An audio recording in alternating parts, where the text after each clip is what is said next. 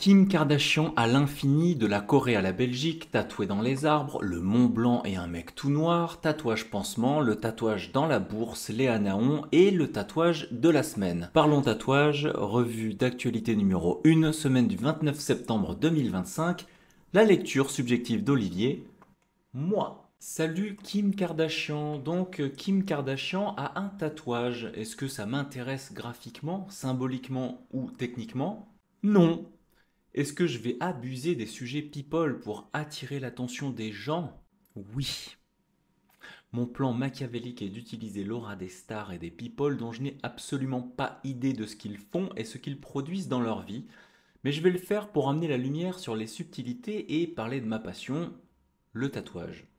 Parce que, comme en tatouage, il n'y a pas de thématique nulle, c'est la façon de l'aborder qui fait que ça devient intéressant. Alors, la situation de l'année avec Kim Kardashian, c'est toutes ces clean girls qui nous prennent la tête avec une phrase qu'elle a prononcée il y a plus de 10 ans, à savoir on ne met pas un sticker sur une voiture de luxe. Or, eh ben, la voiture de luxe en question, elle a un sticker. Et ce stickers-là, c'est un magnifique signe de l'infini qu'on a un petit peu du mal à distinguer. Alors moi je tacle pas le signe de l'infini parce que c'est une thématique que j'aime bien, mais il y a quand même des choses à redire par rapport à ça. Faut-il abandonner l'idée de faire des tatouages dans les lèvres? Non, mais il ne faut pas le faire comme Kim, à savoir ni trop fin, ni trop profond, ni trop petit. Aussi j'ai une théorie sur les tatouages pourris des stars. Alors, je pense que l'aura de la star, l'aura des stars, pousse les tatoueurs à faire du clientélisme. Ou alors, peut-être que les stars n'ont pas la chance de tomber sur des bons tatoueurs, et c'est le premier tatoueur sollicité qui répond oui à n'importe quelle demande, parce qu'il sait que ça va lui faire une pub d'enfer. Alors, le petit conseil de la semaine, du coup, c'est bien d'avoir du charisme, hein. C'est bien que vous soyez, que vous arriviez avec vos balls, mais attention, hein, quand vous en avez trop, si vous ne laissez pas respirer le professionnel, vous risquez de ne même pas pouvoir être bien conseillé et vous aurez probablement quelque chose qui va être trop petit, mal placé et qui va mal vieillir. Boum, de la Corée à la Belgique. Alors, vous l'avez peut-être vu circuler cette semaine, mais cela faisait plus de 30 ans que le tatouage était interdit en Corée du Sud. D'ailleurs, je ne sais pas quel est l'état du tatouage en Corée du Nord, mais à mon avis, ça doit être pas beaucoup plus légal. Bref, donc le tatouage était interdit comme pratique professionnelle si vous n'étiez pas docteur. Quand je dis docteur, hein, c'est pas docteur en histoire de l'art, hein, on parle bien de médecine. Et la législation, eh ben, elle a évolué. Le métier de tatoueur est légal en Corée du Sud et on peut s'attendre du coup à une explosion du nombre de tatoueurs et de tatoués dans les années à venir. Et ça me fait me poser quelques questions, pardon. Et c'est pour ça que j'ai envie de surveiller le marché du tatouage coréen. C'est un marché qui a la réputation d'être particulièrement soigné, particulièrement précis, particulièrement fin et léché.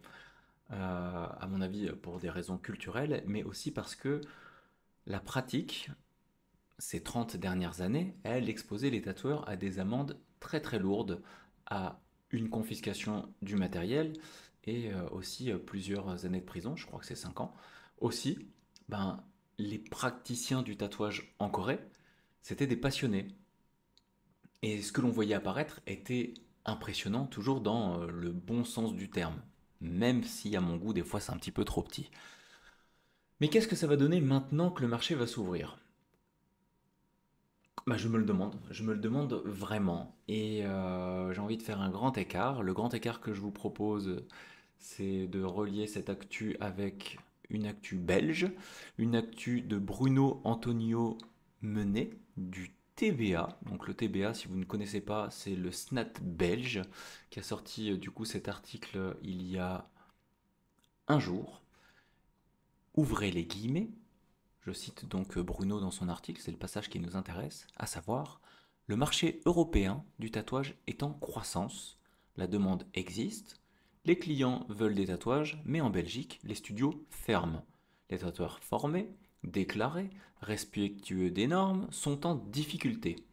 Le tatouage clandestin prospère. Le cadre légal est incomplet depuis 20 ans, les contrôles sont rares, la coordination entre services publics est insuffisante. Bref, le tsunami a commencé.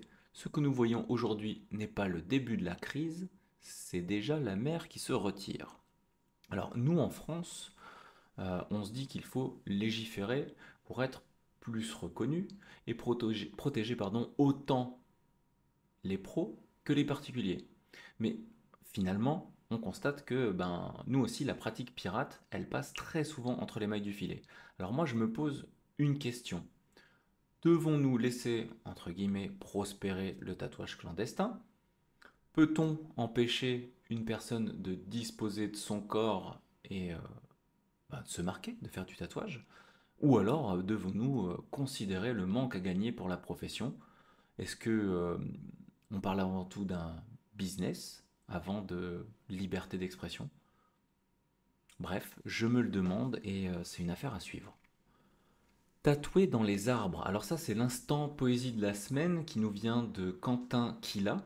Ça s'est passé en Guyane, dans la forêt de Kau, donc K-A-W, pardon, loin de tout, en pleine Amazonie. Sur une plateforme montée par Alix de Rebranche-toi, si vous voulez le chercher sur Instagram. Pour vous donner des précisions, l'arbre en question, c'est un ébène rose de 40 mètres et il surplombe toute la forêt. À savoir, il aura fallu 20 minutes pour monter à la corde. Je cite Quentin, une belle expérience, malgré le fait que ce soit la merde de tatouer sur ces trampolines. Alors, et la parole du tatoué, c'est observer les arbres, les animaux a un effet relaxant après l'effort de la montée. La douleur fut moindre quand on réalise un rêve perché dans un rêve. Pour l'histoire, si vous souhaitez vivre cette expérience-là, Quentin a une place le 17 octobre pardon, pour vous recevoir. Moi, alors mon grain de sel sur cette information, c'est que la beauté du tatouage, elle réside à 4 niveaux. Et un de ces niveaux, c'est la méthode. Ici, graphiquement, c'est un bon tatouage, mais c'est pas ce que Quentin a fait de plus impressionnant. Mais si on raconte comment ça a été fait, il y a une dimension poétique, il y a une performance, une mise en place, une originalité qui peut nous subjuguer et rappeler que le tatouage, ce n'est pas juste faire un dessin sur la peau. Et ça, c'est important avec la suite des actus que vous allez voir. Donc, je le redis, hein, bravo à vous. Moi, c'est quelque chose que j'aurais adoré faire. Alors, parenthèse, ce format est à retrouver en podcast gratuitement sur ma page Patreon toutes les semaines et en audio quelque part sur Spotify. Merci de partager cette revue de presse et de participer au débat en commentaire. Moi, ça me demande du travail et je sais d'emblée que ce format en France ne rapportera jamais d'argent. Mais en tout cas, je sais qu'il peut aider à modifier la vision qu'on a du tatouage en France, continuer d'enfoncer des portes et de faire apparaître le tatouage là où on ne l'attendait pas. Et ça, c'est bon. Très brièvement, on reste dans l'insolite et un peu de performance physique pour parler de la nouvelle page de Lily Lou, aka Little Svastika pour ceux qui le connaissaient quand il était tatoueur. Tatoueur qui a fait bouger les lignes sur le fond et la forme. Pour ceux qui ne le connaissent pas, c'est l'auteur du projet Third Eye qui avait réuni 10 personnes en cercle. Bref, cette personne, elle a ouvert une nouvelle page sur YouTube. Il n'y a pas beaucoup de followers et si j'en parle aujourd'hui, c'est parce qu'il a participé à l'Ultra Trail du Mont Blanc. C'est une performance incroyable. Et cette personne qui a un faciès bien particulier, j'ai envie de vous en parler pour certaines raisons. Parce que, à titre personnel, moi, quand je faisais du trail, que je faisais quelques courses, on venait déjà me voir pour photographier les tatouages que je portais afin d'illustrer certains articles qui pouvaient mettre en avant la nature un peu rebelle, endurante, le côté mordu d'effort lié à la pratique de l'ultra trail. Et là, on se retrouve avec une des personnes les plus tatouées et excentriques du milieu, au milieu d'une des courses les plus médiatisées du monde. Aussi, moi, je vous demande ce que vous en pensez. Est-ce que vous trouvez ça bon ou mauvais? Moi, je pense que ça ne fait pas de mal. Les tatouages pansements de Brian Finn. Brian Finn, c'est un tatoueur américain qui a décidé de recouvrir gratuitement ou à moindre frais des cicatrices et des blessures il y a 10 ans de ça. Et il se trouve que le journal qui l'avait interviewé a décidé de revenir vers lui pour lui poser des questions, sa réponse, ça a été que c'était psychologiquement plus difficile qu'il ne l'imaginait, mais qu'il continuerait de le faire tant que ça fait du bien aux gens. Aussi, il faut savoir que c'est le début d'Octobre Rose.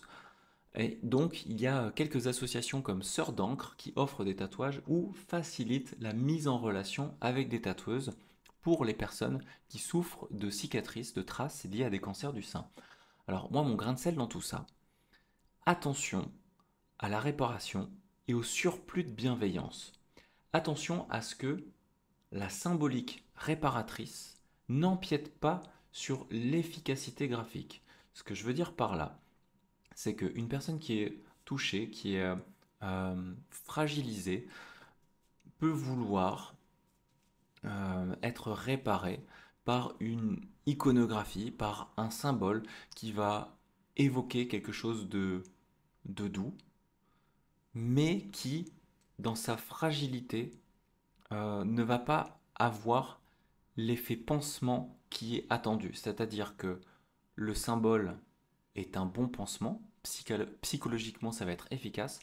Par contre, au moment où il va y avoir la prise de conscience que le graphisme euh, ne cache pas, ne camoufle pas, qu'il n'y a pas réparation visuelle, là on pourrait se retrouver avec une autre difficulté. Et je trouverais ça terrible.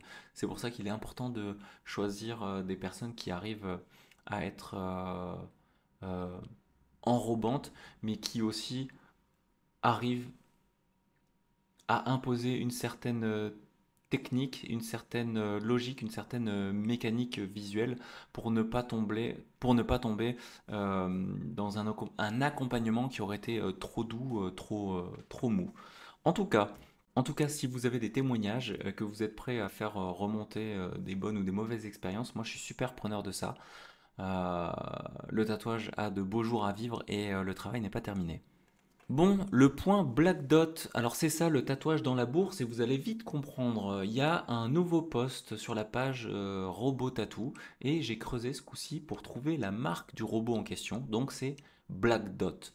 Black Dot qui est en période de financement. Quand on arrive sur la page, voilà, on a en gros, nous sommes en crowdfunding et vous pouvez donc participer à partir de 250 $, ce qui va vous permettre d'avoir des actions qui vous permettront de gagner beaucoup d'argent quand l'entreprise sera cotée à plus de 33 millions de dollars. Alors moi ce que je vois là-dedans, c'est des arguments de vente qui sont au premier abord hyper sexy, hein. On a une précision irréprochable et inégalable d'un point de vue pardon, dextérité, hein. Mais ça s'applique que pour des petits tatouages. Aussi, on a une distribution de l'encre qui est maîtrisée avec un argument incroyable, à savoir, les tatouages faits avec le robot sont plus faciles à enlever car mieux exécutés avec moins d'encre. La peau reste lisse. Bon alors je vais mettre mon bémol tout de suite, hein. On est sur des tatouages où la poétique du geste, l'empathie de l'artisanat et la compréhension du corps ne sont pas spécialement au rendez-vous. Alors est-ce que moi je vais bouder cette technologie? Bon sang non, c'est trop intéressant. Voyons. Est-ce que je vais la financer? Bon sang non. L'expo de la semaine, c'est l'expo de Léa Naon chez Alex Uliac, la galerie où l'on a pu retrouver le travail de Yann Black cet été.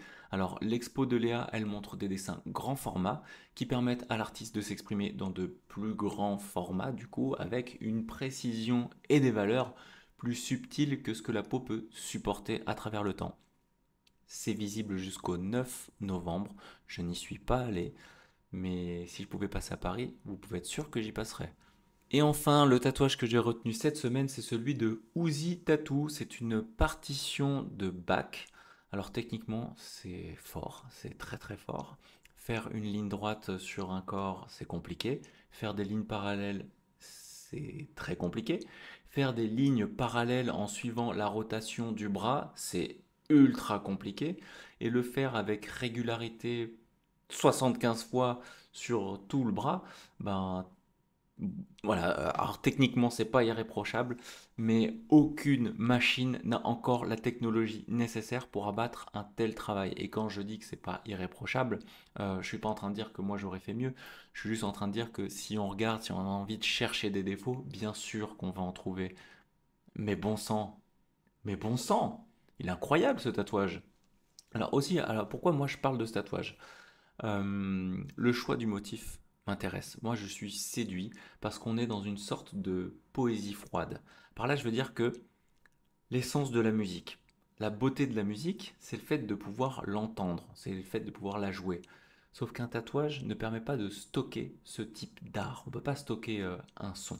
Alors le client, lui, il s'est quand même fait tatouer le code, la recette, le protocole qui permet d'évoquer de la manière la plus rationnelle l'expérience sonore qu'il aime.